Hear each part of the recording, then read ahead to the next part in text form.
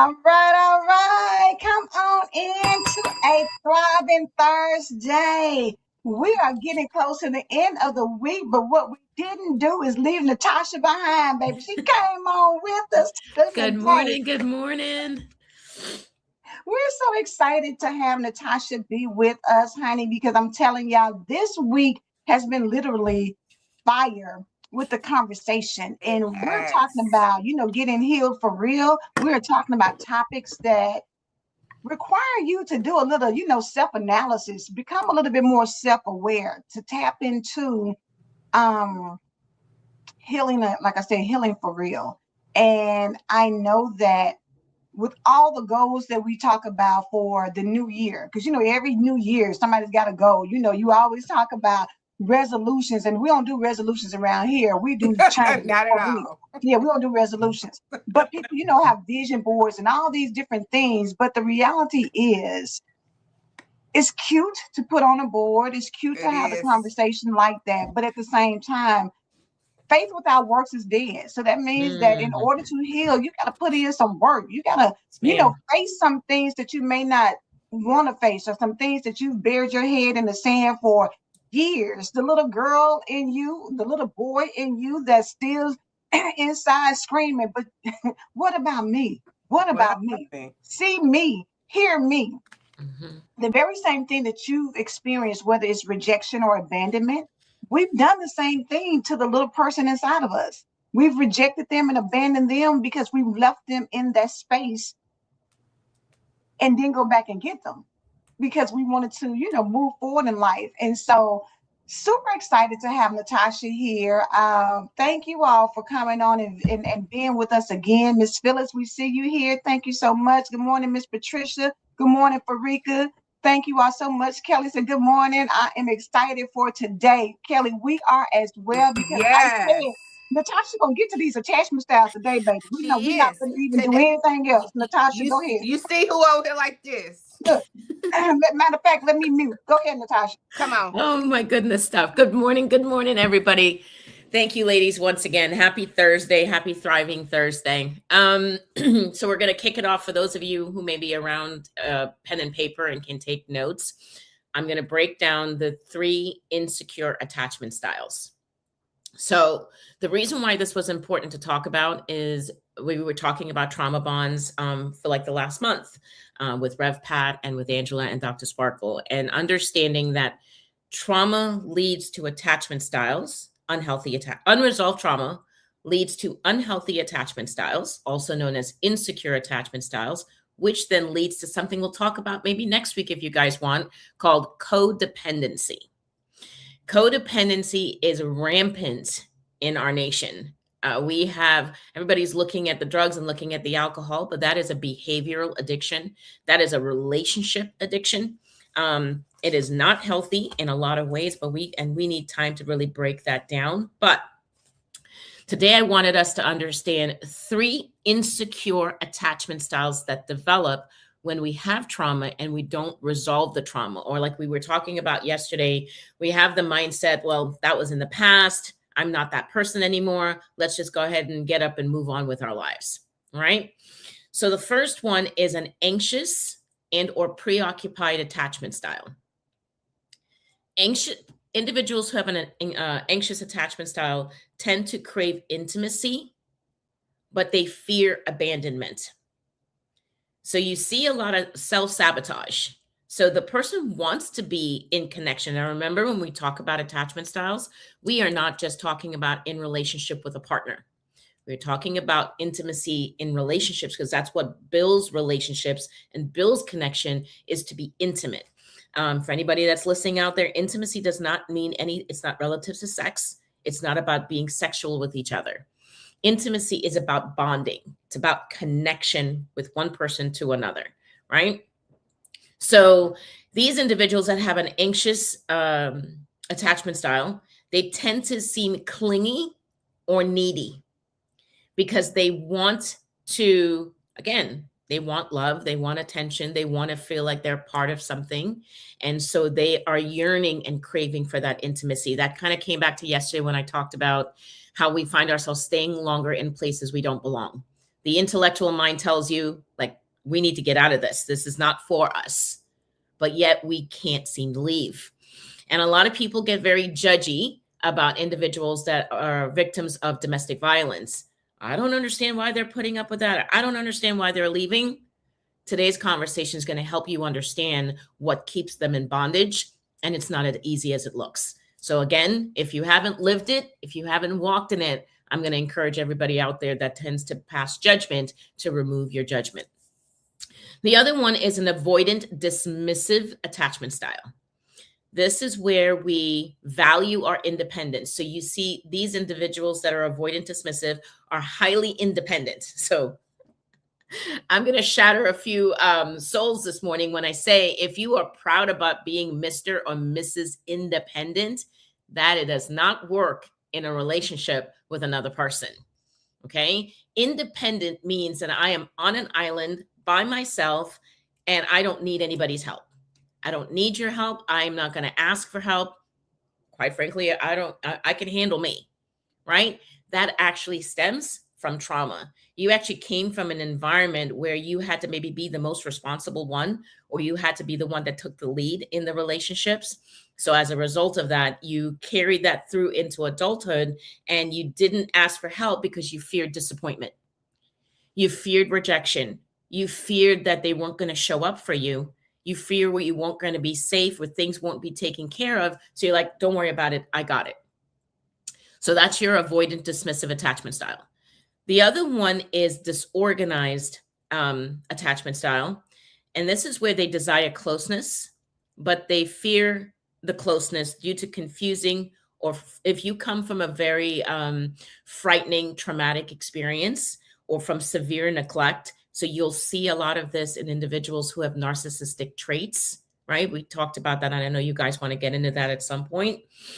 Individuals, they truly want closeness at their core. They may not show that to you, but they are so fearful of all of their primal needs not being met, you rejecting them, being abandoned, being shut out, not being loved, not being cared for. And that fear is so intense. And that's where you see a lot of masking. That's where you see a lot of pretending. That is where you see a lot of control. Why the individual tries to attempt to control you. This is going to sound really odd. It's really not personal to you. They are fighting a demon within themselves. They're fighting their own fears from their own traumas in their own life still as an adult. And you're in that relationship with them. And I hate to break it to you, you now become target practice. But it's really not personal to you.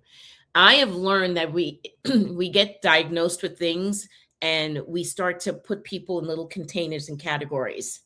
And I'm not a fan of that. I do believe that, diagnoses are legit, but God didn't create us to have to be diagnosed and our identities attached to that diagnosis, right? Your diagnosis is something that helps you have an understanding of why something is happening to you mentally, emotionally, spiritually, physically, but it's not your identity. And yet people will say, well, I'm bipolar. No, you have the condition, right? And if that condition isn't treated, it can be problematic to you, your life, and your relationships. But don't define yourself because you have a mental health issue or because you're diagnosed with something.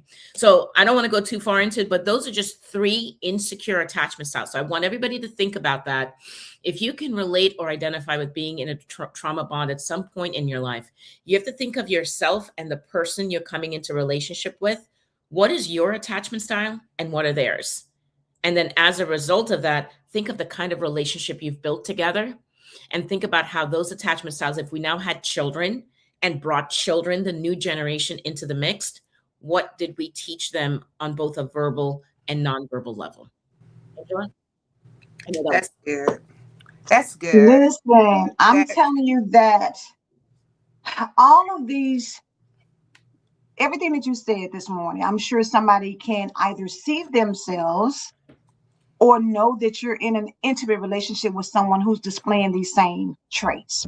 Mm-hmm. And now it helps because we go through life a lot of times thinking that it's just us and thinking about, the things that have happened to us and looking at it from a lens of what we've experienced to the Mhm. degree that we can't see other people and realize and recognize that they're operating out of the same lens from Mm-hmm. Correct. their perspective. So Correct. when we become judgmental, it's like you have no idea what somebody else is. You know what they say, heavy is the crown, or Mhm. is your neck strong enough to handle the crown she's wearing, or imposter syndrome, or people pleasing, or all the things that people do. A lot of times it's out of survival.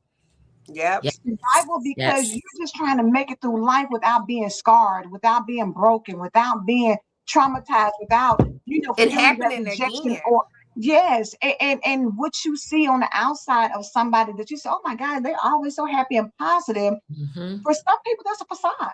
They've Mhm. created a whole nother representative, Mm-hmm. with Another these identity. Yeah. happy To put that's characteristics their just to mask. Of survive through course. that day, and the average person, I know that Monica G used to say all the time, how's your heart? Because Mm-hmm. you can Mhm. say, I'm fine. Oh, it's good. Oh, I'm blessed and highly favored. Those are cliche words that are like deflectors. Like, I don't want you to ask me how I'm doing because if Correct. I get into it, I'm going to break down and cry and Yep. I don't know when I'll stop. So I give you these Mhm. little cute cliches, but I don't really want to talk about what's really going on in my life. So, wow. So you're spot on, 1,000%. And then it ties into Dr. Sparkle when you prayed this morning. You prayed for us, backstage, and you talked about God giving us options, right? And the first thing that came to mind was the power of choice. And Angela, what you're talking about is we get to now choose. So I can either Yes. choose to keep my mask on Mm-hmm. and Mm-hmm. and operate off of this new identity that I'm creating for myself. Mind you, it's not created by God. It's created based on the experiences that I've been through. So I can either choose to stay in that place, right? Where I'm still unhealed, I'm still emotionally and mentally not well, right? Behind the scenes, I continue to suffer, or I can choose because God gave me the option to put the mask down, to stop judging myself, to forgive myself, to receive his Mm-hmm. grace, to receive his mercy, and see my identity and know my identity through his lenses, through who he says I am, not who my experiences says I am. Yep. Right. And Yep. I don't know if you guys remembered, or I think Angela talked about it, the beauty queen. She was, I don't know, Miss Universe, Miss Yes. World, or Mm-hmm. whatever. Mm-hmm. Mm-hmm. Right. Beautiful girl, gorgeous. Yes. She won Miss America, whatever it Mm-hmm. was. But And that then inside. her heart, right? Mm-hmm. Everybody looked at her. I mean, it's the same thing with me. I went to a speaking event recently, and my first words out of my mouth to these individuals was that I'm a recovering addict. I had the entire room shook. Why? Because of the way that I was dressed. I walked into the room. They immediately passed a judgment. Your wisdom, like Correct. Right. They're like, They're looking yep, like, no way, no no way. way no could she way. have been. Yeah, no way. Yeah. And so when I started telling them that my history, people came up to me and rather than listening to the statistics about addiction and all that kind of stuff, they were more focused on, I can't believe you went through that. And I said, the only Exactly. reason why you can't believe it is because the minute I walked in that room, you passed a judgment on me to assume that I was something you thought I should be rather than understanding me as an individual. And that is not a right or wrong thing, but we just have a tendency to do that in life. We look at people and we draw this conclusion, but we don't have the facts. And I have Yeah. always said At all. that unless you've walked in someone's shoes, Then you you don't have know their shoes. you don't know their But shoes, and you they And say you don't couldn't judge a even book by its cover, but at the same time, we do all the time. You take a look at somebody, and let's go further than that. Not only how they present themselves and how they look, but you want to know, where do they live? What are they Mhm. driving? All of yeah, those and things like build literally you're watching them walk out to their car. And I'm right. saying this because I'm not saying this, but I've been guilty. I've been Mhm. guilty to Mhm. watch to see what kind of car they get in. Oh, well, they just got in a Nissan, so they might not Right. have it And all so it together. How lowers does your that determine that they don't have it together? Really, they exactly. do because Exactly. they are credit is like they spend their money wisely. Like, Wisely. Exactly. The Or let's Nissan take works it a the step same way a further. Mercedes does. Thank you. But let's take it a step further. It's people who are homeless that oh are my God, brilliant, I'm that were Mhm. running Fortune 500 companies, but for Mhm. whatever reason, something broke to where they felt like Correct. not that they didn't have the money to sustain whatever was going on, but Yep. they break to where they felt like, I don't want to be responsible for anything. Or anybody. And the same happens with people that struggle with addiction. What you just said is this: they are good people. They are highly intelligent people. They're very creative people. Many of them come out of their addictions very successful in life. I know quite a few right now that run multi-million-dollar businesses, right? That's not what it's about. And you don't know their story. You don't, exactly. Like, I love that song because you really don't know people's story. You don't know, like, and especially people with high energy people, they're just pretending, they're just faking. Like, how do you know if, for me, it's my new this is after healing. Like, right. Like, but you don't know what that person did to get to this joy place. And they stay there because they know if they come down, then they could fall back into their mental health. Yes, that they really, it's still in them, but they have learned how to deal with it, and you learn how to climb out of I use the analogy of you learn how to climb out of the hole, right? You have resources in life that teaches you how to climb out of the hole, but so now you're more aware that if I get too close to that hole again without utilizing my resources, I run the risk of falling back into the hole. And you do, because it's just like anything else, and how people understand when someone's a diabetic. They're a diabetic and they stay away from the sugar. Why do they stay away from the sugar? So that it won't put them in an attack. Like, they don't want to have an attack. They don't want to be sick. They don't want these things. Yep. So it's same with mental health. I stay away from that category because I know it's not good for my health, my mental health. So I take the medication that I need. So that means I have spoken with somebody and they have told me how to cope, what to take.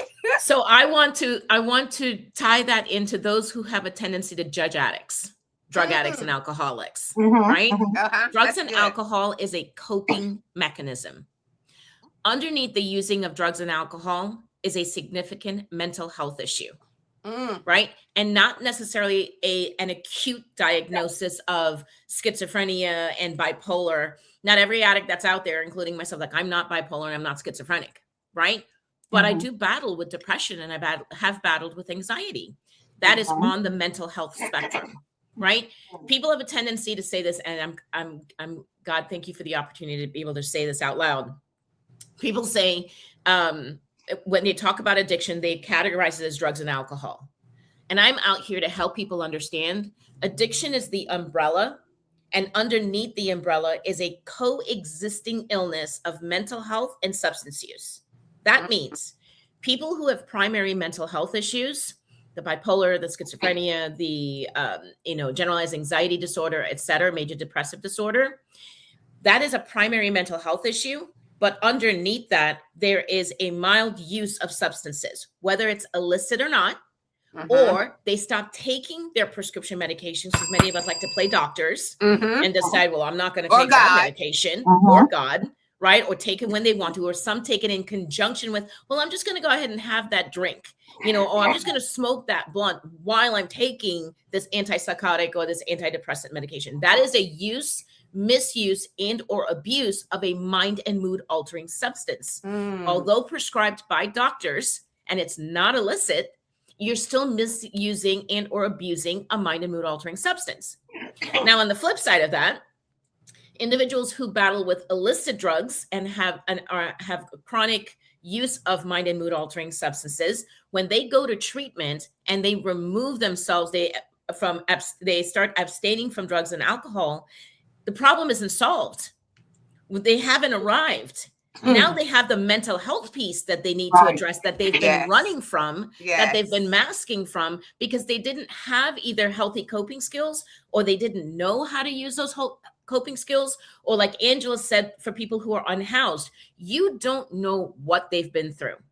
99.9, 100% has unresolved trauma, unresolved grief and loss, right? There are things that have happened in their lives that they have had a difficult time coming out from under. And when you don't have healthy coping skills, and when you don't know what you don't know, you're going to reach for whatever is within your reach, right? You're going to surround yourself with like-minded people and find yourself doing things you have no business doing.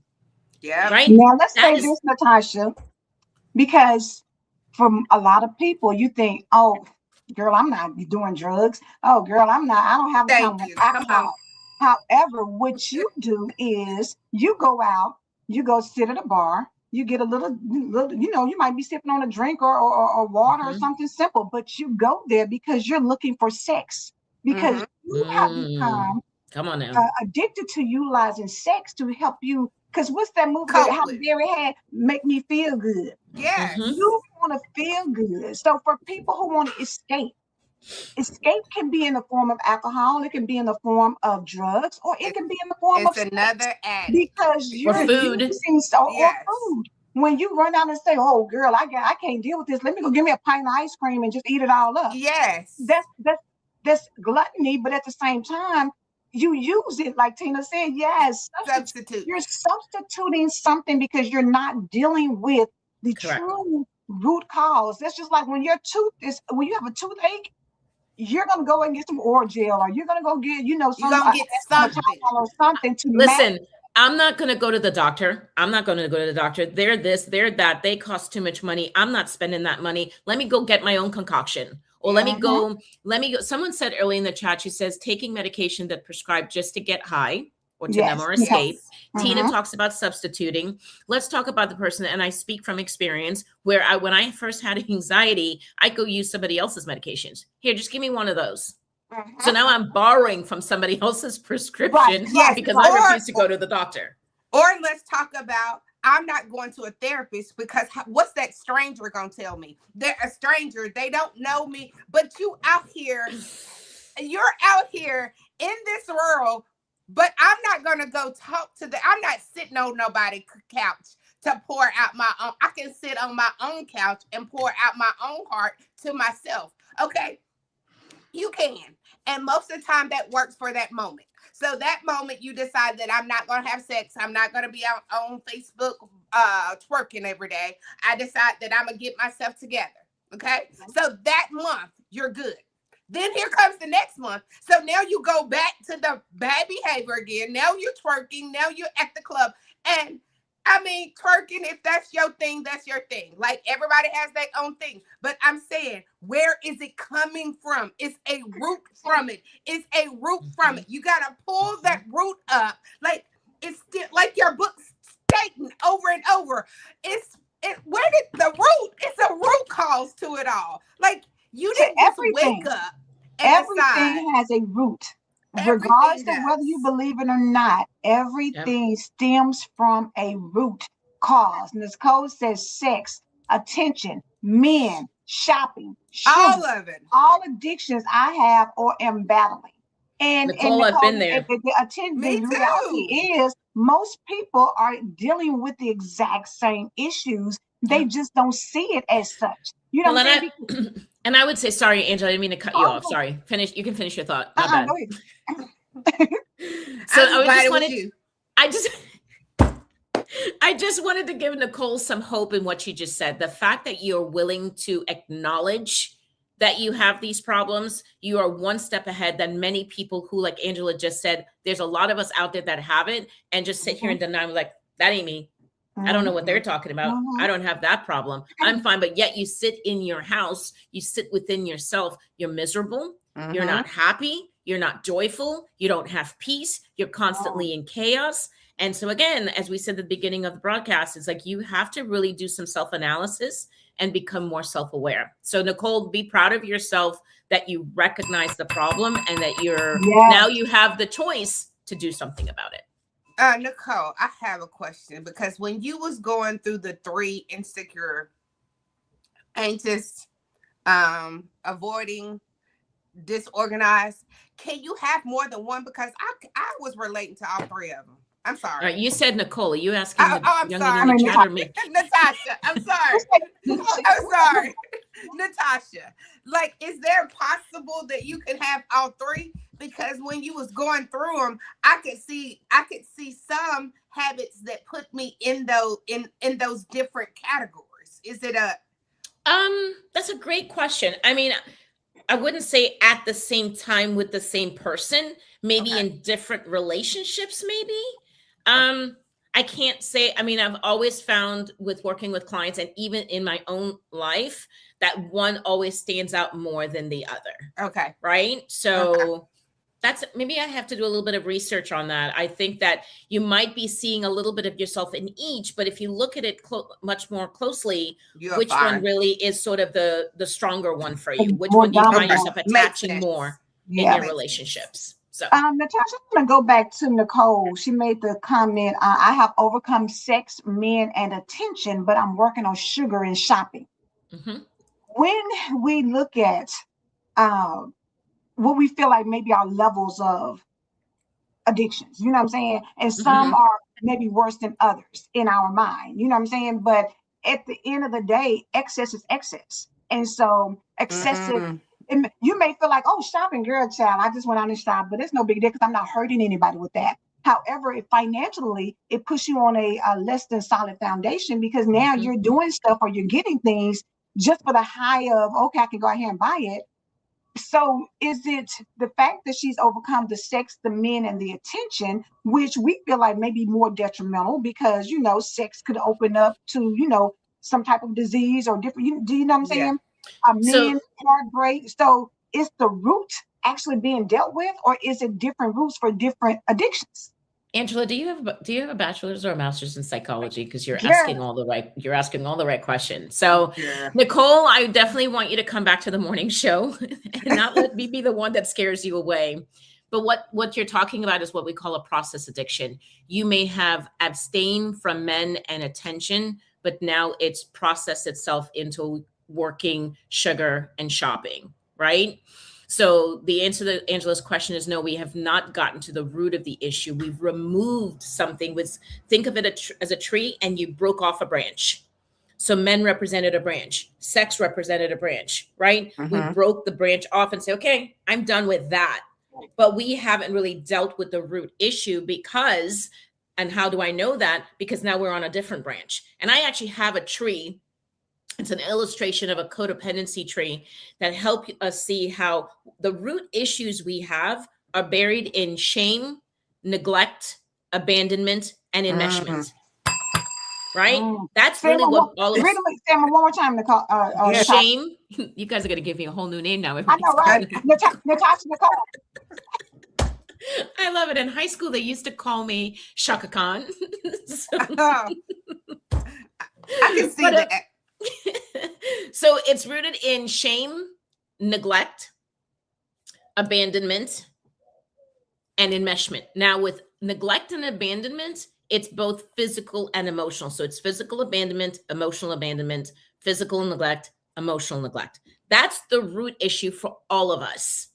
Something happened in life that introduced shame, right? Something happened in life where we were either physically or emotionally neglected, we were Mhm. physically or emotionally abandoned, and or we were in an environment. So enmeshment is where we are entangled in each other's lives and we have no boundaries in our relationship with each other.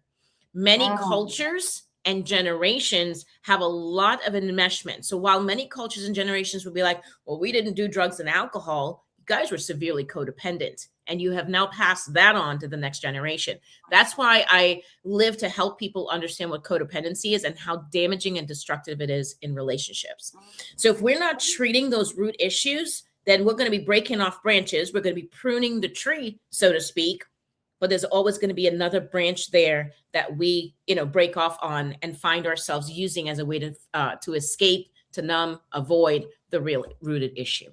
So great Just like question. in the Bible when they talk about demons and Yep. you talk about something that spirits jump from one person to the other. You know how they say you Mhm. got to make sure Hmm. you're good because you can be in an environment and somebody's dealing with a demon and it'll jump out of them and jump into you. But that just means that you've got to work on becoming strong in areas where you can't allow yourself to be maybe if you're, if you're a recovering drug addict, you don't need to be in a party where everybody's doing coke and whatever else, because that's a temptation and a trigger. But I want to go to Absolutely. these comments are fire. Hold They on. are. Kelly said, I had a man addiction, but I just wanted to use them. My mom had taught me that was what you did. Take what you could get and move on. That's one. Farika said, And how many people was brought when up it like comes that? to the styles, what are the overcoming steps? Are they different for each attachment style? Tina said, I've overcome boosting, and anyone who knows that's a challenge in itself. I must shop online at times because certain stores are triggers, but whatever it takes to overcome is whatever it takes. And then Kelly said, I now have seasonal addictions. It could be a type of candy, it could be a hobby, exercise, etc. I have no idea of how to break these. It could be a season of a year, 6 months, or 3 months. Natasha, your work is cut out for you on those, but get them. Because it's all sounding like a root thing. She's gonna go back to the root. Yeah, it's gonna come right back to the question Angela asked, and what you just said, Dr. Sparkle, is at the end when we say, first of all, let me give so much credit that for everybody that here today is acknowledging you recognize the problem, you are aware. And that is the first step to change. Correct. Right? There's a first step to change. So what you're experiencing, I want to touch on the man addiction. You're really not addicted to men. You are addicted to wanting love. Right? Mom was hurt, and mom believed I got to take what I can get because she was hurt, and her hurt was bleeding into your life. So you are now carrying generational trauma. You're not even carrying your hurt. You're not even really hurt, but you're hurt because your mama's hurt. You ain't made it to yours yet. Exactly. The epiphany of that, sit with that for a minute, Natasha, the epiphany of that, where we think, like you said, like she said, I had an addiction to men, and understanding it's not really men. You were just addicted to love. Or for some people, you're addicted to attention. So you wonder why you go around here and you always have to be seen. You always have to be heard. You always want to be front and center stage. You always want to be the showstopper. But that stems from you didn't get attention when you were younger. So you were now, neglected. So that root issue we talked about, they were neglected. Yeah. They were emotionally neglected. So that's the root issue. Girl, get somewhere to sit down because we don't want to hear that. Girl, be still, because girl, be quiet. I'm tired. I don't feel like hearing it now. And what happened was men started giving that to her because they said, "Ooh, I like your butt. I like," men started saying that, and that they start sexualizing you. That attached to that, and he was like, "Ooh, yes, okay." So now, because it's like a high, now I'm getting that high. Like, I mean, let's talk about it. It's a high. It puts you on a high for a moment. Yes. It gives you start popping because what is it, Natasha? The dopamine. Yeah, the dopamine levels, right? You get dopamine spike. So this is what drives addiction, right? Is the low dopamine in the brain. So we are doing things, everything that you guys are talking about and the audience is bringing up, you're getting a dopamine hit every time you do it. When somebody compliments you and say, "Oh, girl, you're fine," or "You this, you that, you look great," you get a dopamine hit. For codependence, when we're out there helping people and I can go help fix your problem or solve your problem, that gives me a dopamine hit. Well, that dopamine hit ignites the pleasure center of the brain. I then feel good, just like a drug. So what do you think I'm going to do tomorrow? I'm going to go get it again. Let me get high again. Let me get high. Exactly. And that can be and when anything. You're not giving it to me, Angela, and when you don't give it to me, I'm going to move to another. I'm going to go find someone else. My drug dealer. Exactly. Or you think about people who like to cook, and somebody says, "Oh my God, those brownie bars you brought were so good." Guess what you want to do? Now I want to go in the kitchen, cook up everything. Yes. You think the brownie bars were good? Angela, what about when they tell you, like, "Oh, your food was a little salty"? You take that personal. So now you like, "Oh my gosh, my food is not great anymore," because that one person had something to say about your food. Now you like, maybe I should just stop cooking. Maybe it's not what. Maybe because you feel rejected. Coming back now. to the Correct. That emotional is exactly I abandonment. was getting ready to say. And you internalize and you personalize because the reality is that's just like somebody said, does my butt look fat in these big in these jeans? Well, you know that your butt looks big in the jeans. However, you Yes. may turn around and put on a pair of black slacks and your butt looks thin. Don't. So it's the perception of stuff. So even if somebody said that food is salty, maybe it was for them because maybe they got a condition where they can't take that much Take it. salt. They got high blood pressure. So they're sensitive to salt, you know what I'm saying? Whereas somebody else may have been like, girl, this was the best food I've ever had in my life. But you can't internalize every Oh single my thing gosh, that is that is going so on. good. And then So too, it's also person sensitive because Yes. somebody said that your stuff is salty and you don't really care nothing about them. You could care less what they tell you. But for yeah, somebody that you hold in esteem or that you love or that your spouse or your children say, man, mama, you didn't do nothing with this meal right here. I hate it. Now you're feeling in your feelings because now you're like the people that you love, you want them to always see you in a Validate. and validate you and there's the give word. you Ding, ding, ding, Validate. ding, ding, ding, there ding, you ding. go. Validate. There you go. Validate. Okay. So there's a really great book out there, called The Four Agreements by Yes, Don yes, Miguel Ruiz. yes. And so what Angela's talking about, he says on page 13, I had to find it. He said 95%, get this, 95% of what you believe to be true Is it is a lie. 95%? Because it's based on somebody else's belief, somebody else's experience, and not your own. So that is why we find ourselves taking things personally. And his very first agreement is don't take things personally. Why do I take it personally? Because you just said it. I want to be validated. I want to be seen. I want to be acknowledged, right? My limiting beliefs, you guys have heard me do a show on limiting beliefs before. Limiting beliefs come from experiences I had had. If I didn't have that negative experience, I would not have had that limiting belief. And then that wouldn't have changed the trajectory of my life. Yeah. Right now, I don't And regret what anything was that's happened in my life, but Kelly with her mom, she had a something that happened that caused her to believe that men ain't men, shit, so Yep. use it for what you can From get. her experience, from her mama's experience. Experiences, exactly. So that she had a limiting belief that the only thing a man can do for me is pay these bills or do this and the other or give me money or whatever.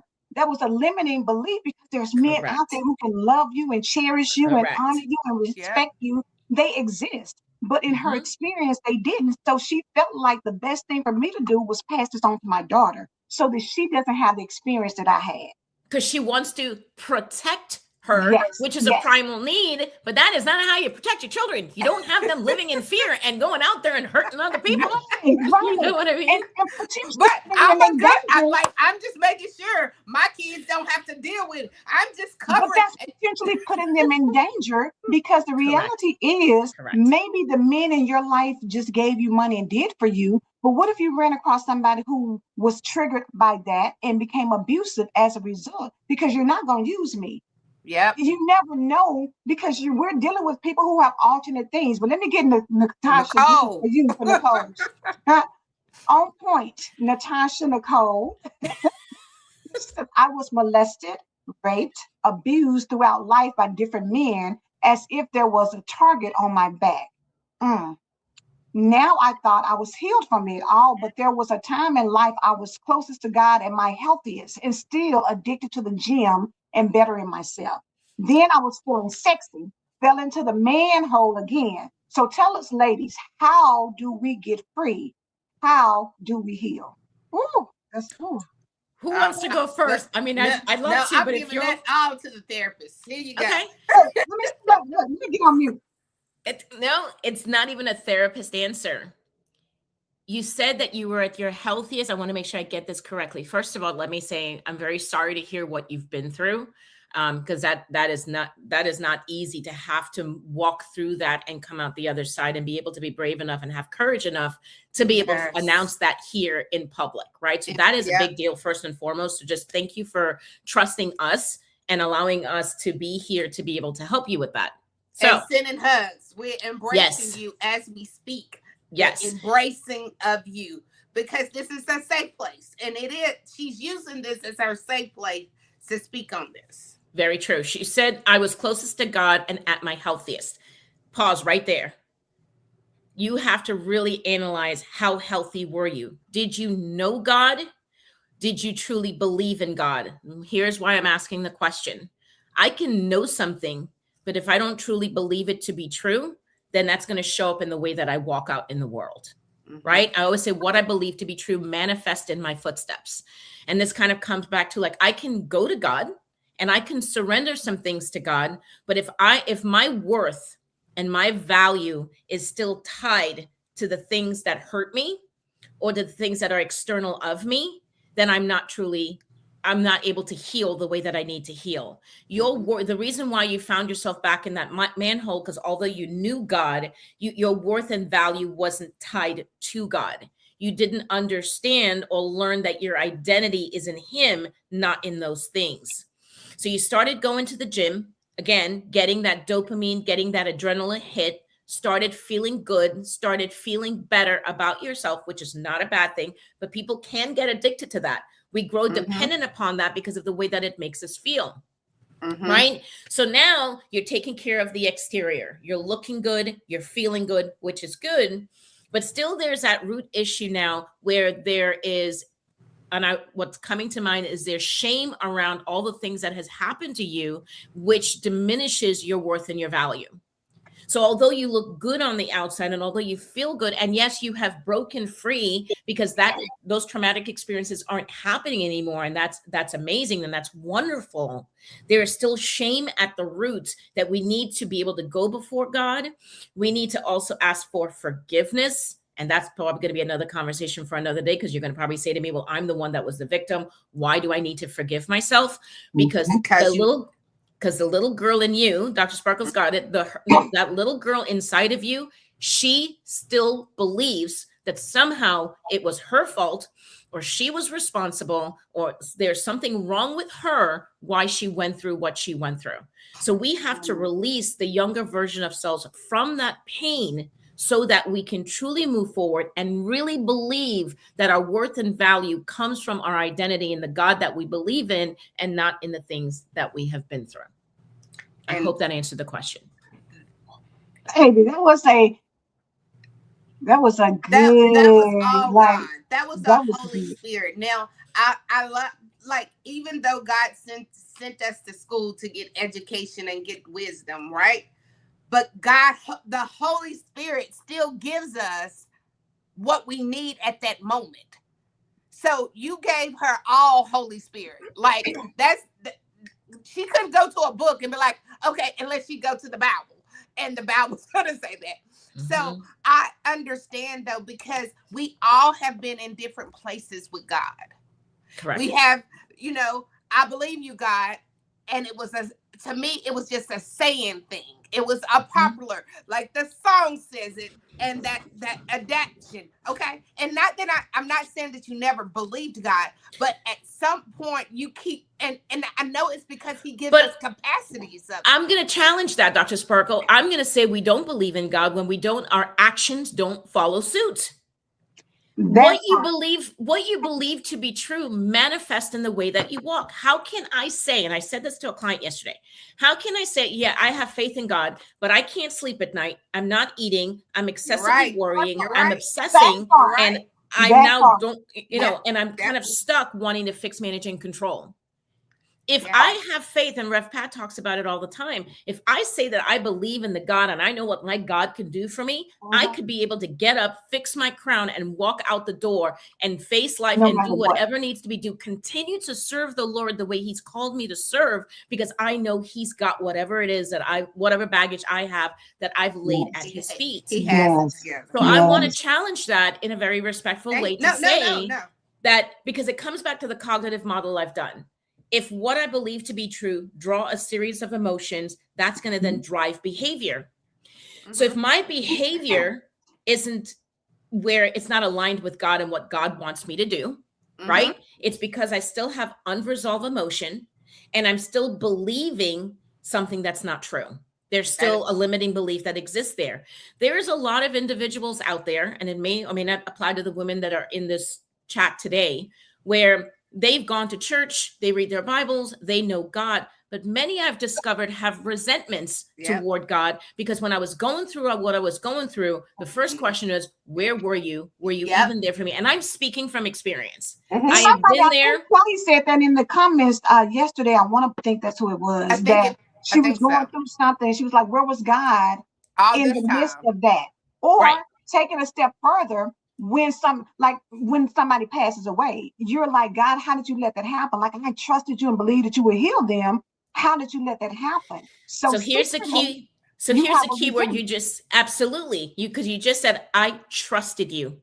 So now if I can't trust you with that, I can't trust you with my entire life. Yep. So, right? So it's not just a little bit. You can't good decide. Christian that says, oh, I love God, I believe God, and you say that on the outside, but your heart, particularly in the inside, you're at home one day thinking, oh, I need a job, and I went out here, and so I'm going to pray to God, but then shoot, he let my mama die, or he let this happen, or that happen. So I don't really know that he's going to let this happen for me.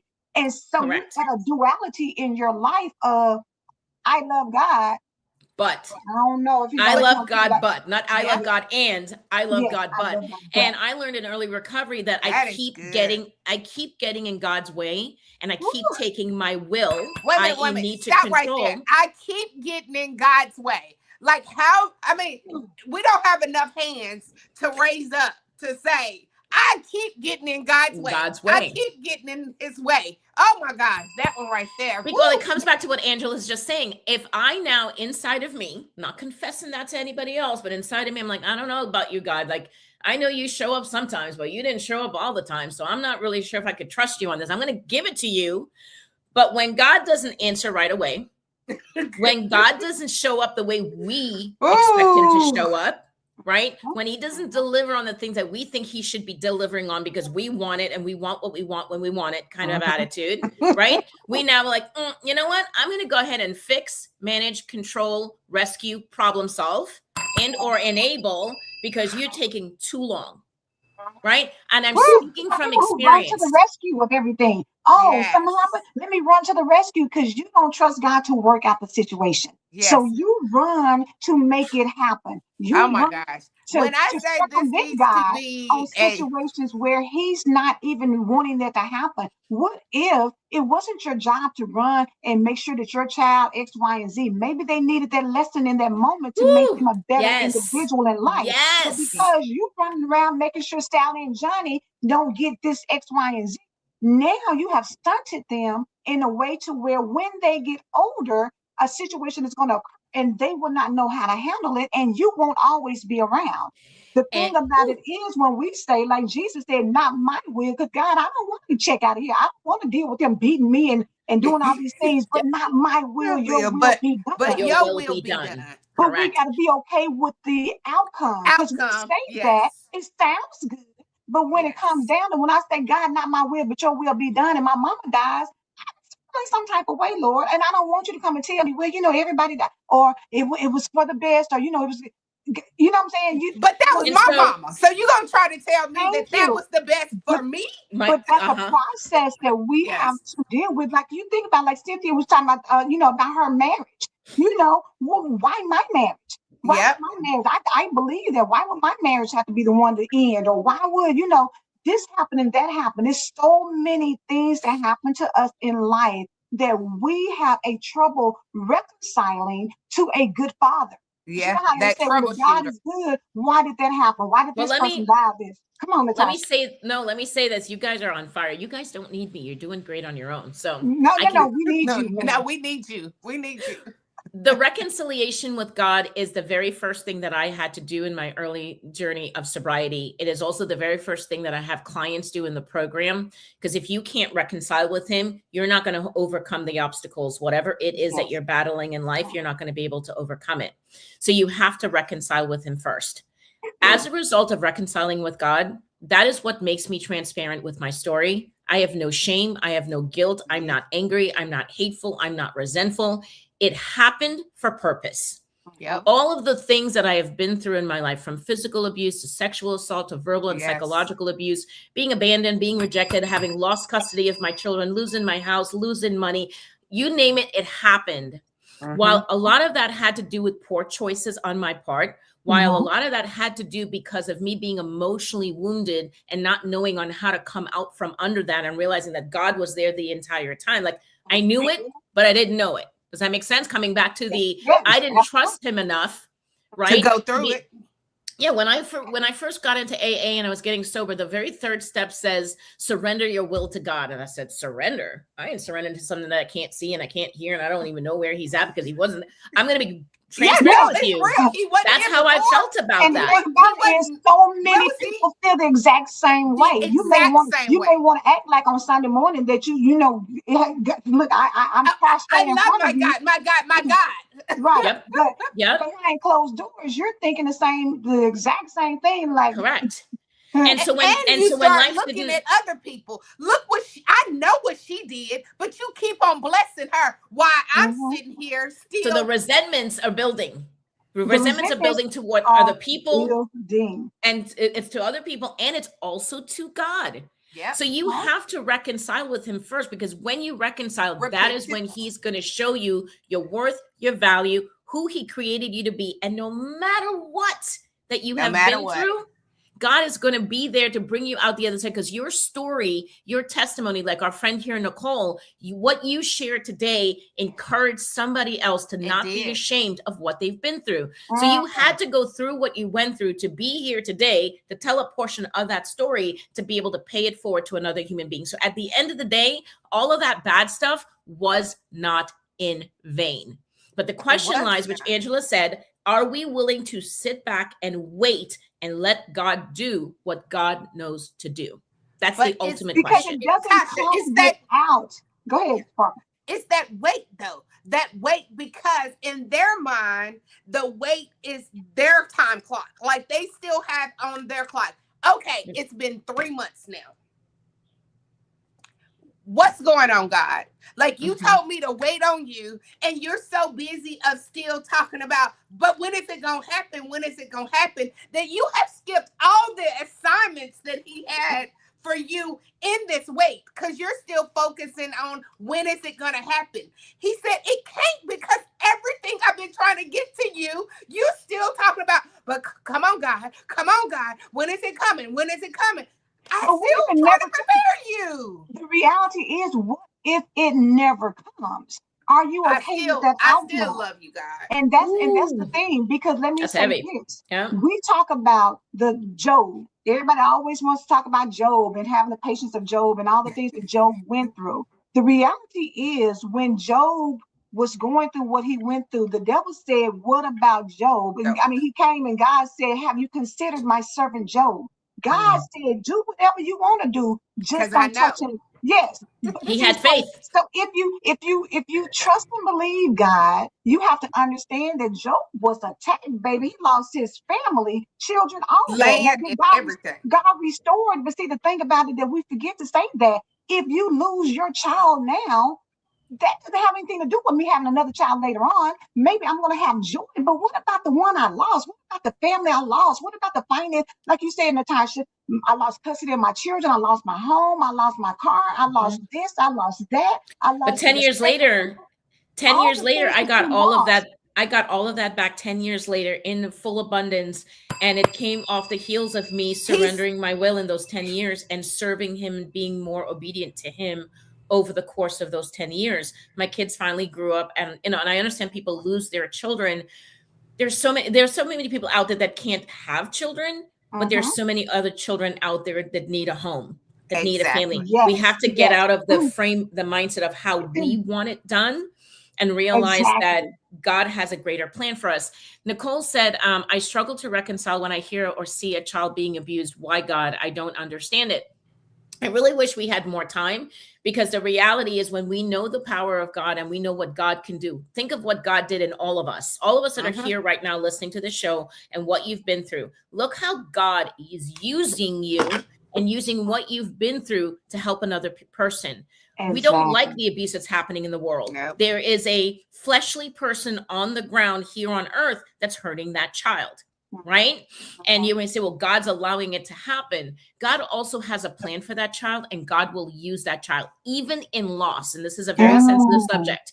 Even in loss, when we lose people, whether we're ready for it or not ready for it, it can be used for greater purpose. I know a woman right now who lost a daughter many years ago due to addiction. That woman is out there on a crusade, educating people, using her daughter as a light to help other people get educated and aware about addiction.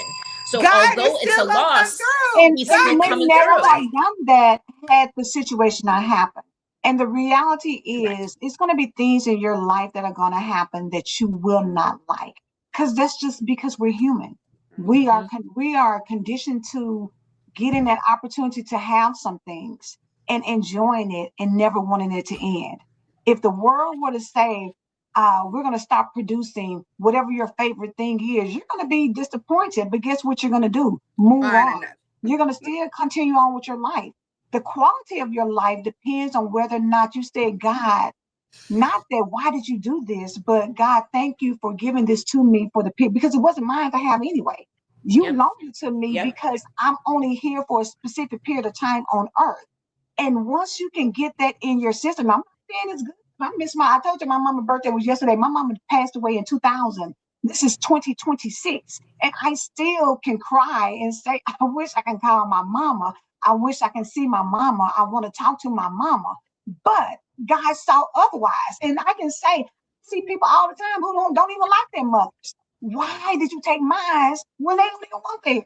Mm-hmm. But at the end of the day, what he has developed in me as a lack of not having my mom, where he's brought me to, has enabled me to be able to share some things or pour out my heart or help somebody else recognize that, Amen. okay, maybe I can have the Amen. strength to do it too. You never know, but you got to be able to get yourself to a point where you are okay and you know that you're okay. And you Yeah. understand that even when God does things that we consider bad, in the grand scheme of things, it's honestly not even about us. The It's things that not. happen in life are all about Him. And when you get that in your head, anything that happens to you doesn't have anything to do with you per se. Yes, you're here, but Yeah. it's not even really about you. It is Listen, all about the glory of God. I say At the end of thank the you day. now when God take things out of my life, when things are removed, whether in the Mm-hmm. physical sense or, Mhm. I lose Mm-hmm. someone or something, I say thank you. Now people will Thank say, you. well, why are you saying thank you? Because Mm-hmm. God, I love Jeremiah 29:11, for I know the plans I have for you to give you hope, Yes. future, and for you to prosper. If I truly believe that, everything he gives and everything he takes, he is doing it for purpose because he sees the way. He knows ahead of me things that I Yeah. cannot see with my eyes. Right. So I have to thank him even in the storm. And I'm going to tell everybody who's hearing this today, I wasn't this person 15 years ago. I was bitter. I Me was either. resentful. I was Yes, angry. exactly. I wanted to tear I wanted to set the whole world on fire because I made it And about let me. it And like, just burn. absolutely. And like when Angela That, said, it was always about why that, me? And, why is this happening to me? Now I say, okay, first of all, thank you for what's happening, given or Mm-hmm. taken. And what do you want me to learn from it? What is the Yep. lesson that I need to take away that, from that experience? And that that part. changes the game, changes my perspective on life. And I deal with things. That's saying that it's like Angela said, it's not that it's not painful. I'm Mm-hmm. still human. If you cut me, I bleed. So I have feelings and I'm going to cry about it, be sad about it. But I don't hold on to those emotions like an anchor to my feet anymore, where it paralyzes me from truly living the life that he's called me to live. And that's what the Now let's go program to is based Kelly's on. comment. I have not heard of sozo, Kelly, Me but she either. says a biblical healing between you and God, Jesus, and the Holy Spirit. So that's something for us to, look into for Yes, I sure. haven't So thank either. you for sharing that. But Natashah, I love that you say that because learning to say thank you was a taught mentality. Like you Mhm. didn't like And it's a that's what I it think shifts. about God. That's what I thank God for his patience. He is so patient Patient. with us. Oh, Yes. Yes, yes. because Yes. if it was us, it would be another story. Like I told you not to touch it and you keep on touching it. So I'm gonna cut your hand off and go about your business. But he's so so patient, because the way to say thank you now and to really mean it in your heart is a total different mind change. But I'm telling you, these people are blowing up in the I comments. know. I I don't love know. Miss Phyllis's comment. She said, "Thank you, Natasha. You broke it down. My life experiences brought me to fully get out of my own way by aligning my life totally to God's will. I believe God for my purpose in life. Jesus is truly my Lord." Nicole Mm. says, "Oh, yes, and God blessed her in her mission for her daughter. I am on a crusade right now for my sister that didn't survive all that we went through. She died of drug overdose in 2022, and just now, like literally yesterday, am I finally able to speak publicly about it to help others. See my campaign on my page and please help." Nicole said, "That's good, Natasha." Angela Sparkle, thank you all. And thank you all for being here Absolutely. with us. We are at the top of the hour, and so y'all know we can We really are. be talking about this. So the beauty of this is, as a result of you all and me and Sparkle pleading and begging and putting it out there in the universe, Natasha has agreed to come back. So she will be a regular on the show Tuesday, Wednesday, and Thursday of every week. And so y'all, we are healing for real in 2026. And so the thing about it is, don't censor yourself and keep yourself away from healing, because the Don't. reality is you can't heal from what you don't reveal. And Mm. this is a judgment free place. We're not It judging is. you for whatever addiction you have, whether it's men, whether it's food, whether it's sex, whatever it is. We're Whatever it not is. doing that. And Tomorrow, let me say that Christina Addison will be here. She wrote a book, a first time author, The Girl Who Didn't Break. And a lot of the Mm. concepts and things that we talked about today, Natasha, is rooted and grounded in the trauma bonding and the things like that, in her story. So Wow. I'm telling Wow. y'all, baby, I sick just with want to scream Empowered out, One Show. Angela, before we end. Okay. Remember, anything that hurts is for you. Mm. Just because it hurt does not mean it's not for you. A hurt, you know how you say hurt people that hurt that you realize, oh, that ouch, that hurt.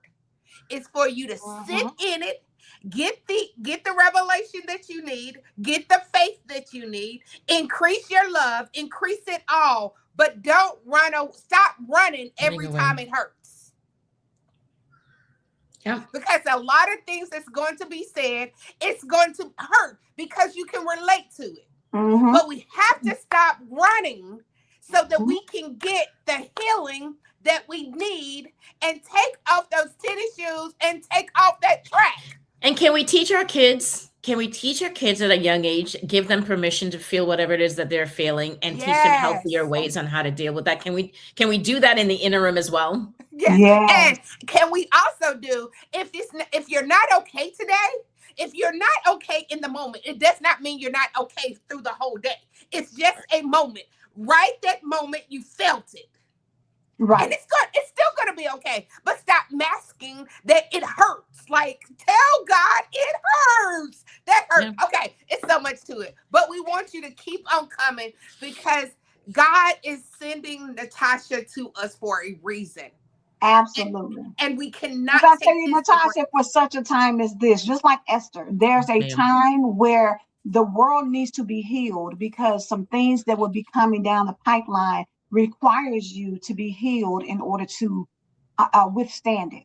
Amen. So take Amen. this time to really pour in, and take this time to share it with somebody that you love, that you know needs to be healed, because they may not receive it from you, but they can sit back and watch it at their leisure and get some healing themselves. So everybody won't tell you what they need, but if you know, or if you get an unction from the Holy Spirit to share this with somebody, don't don't So, don't hesitate on that. And just Share. imagine as we all heal together as a collective, how we get to pay that forward to people, and we just keep doing that over and over. It just makes the world a better place. and high action, because they're Yes. watching. Their people are watching. We love They you too.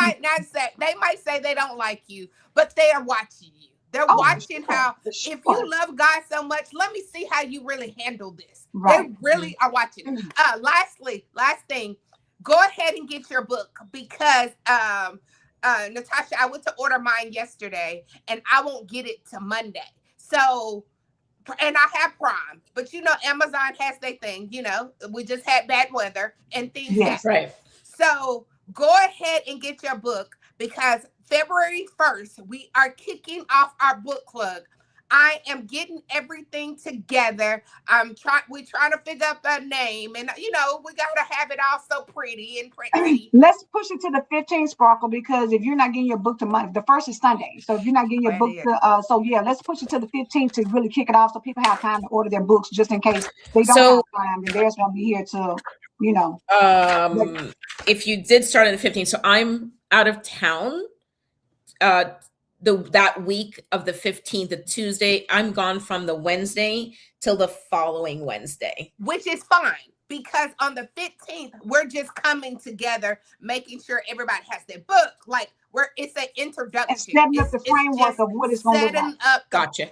It's just an introduction, and I can send that to you. That's just a straight introduction, which I think that would be good because the main, you know, we're going to wait until the next one where you're really going to come out and do the work.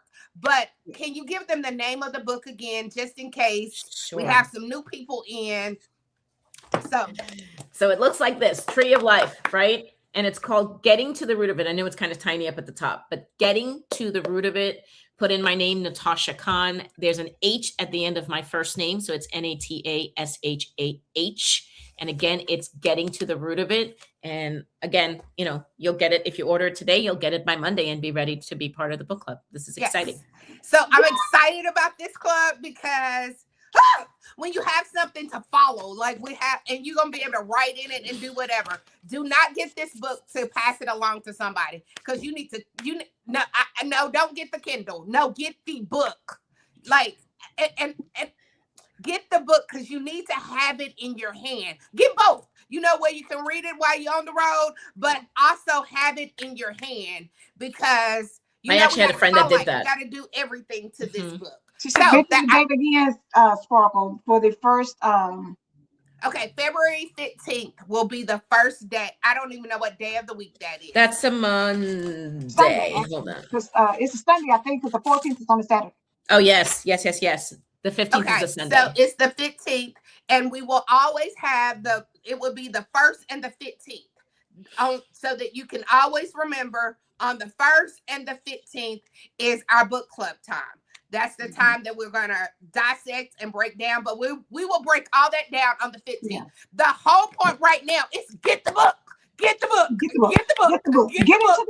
Get the book. That's the first step. The first step, don't worry about anything else. The first step is get the book so that we can get healed for real this time. Because we're getting to the root of it and we can get deeper because y'all, this right here honestly has been deep sessions all this week, but we can go even deeper and you have an opportunity to really have your voice because a lot of you have experiences and have things, but you won't say it on the chat, which is fine.